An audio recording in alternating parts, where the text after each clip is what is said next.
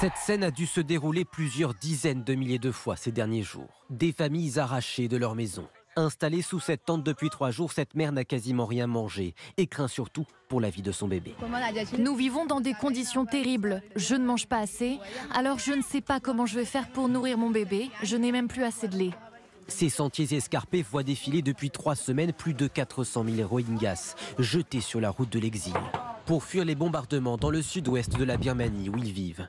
Une population musulmane persécutée dans un pays à majorité bouddhiste, où ils sont considérés comme apatrides. Fuir pour le sud du Bangladesh, pays frontalier. C'est ici que des camps de fortune s'étendent à perte de vue. La détresse mêlée à une fatigue extrême se lit sur les visages.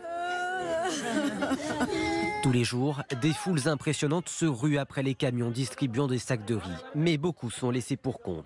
J'ai 4 enfants et je ne reçois jamais rien. Je dois supplier les autres pour nourrir mes enfants.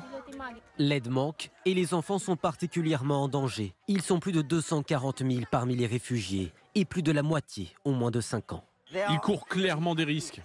Les besoins ne sont pas couverts, nous nous adaptons, mais les enfants sont les plus vulnérables. Ils ont besoin de protection, de nourriture. Ils doivent continuer, si possible, à aller à l'école. Le Bangladesh s'inquiète de devoir gérer seul cet afflux. Hier, la police a donné l'ordre aux Rohingyas de ne pas quitter leur camp. La première ministre du pays doit appeler à la solidarité internationale lors de l'Assemblée générale des Nations unies.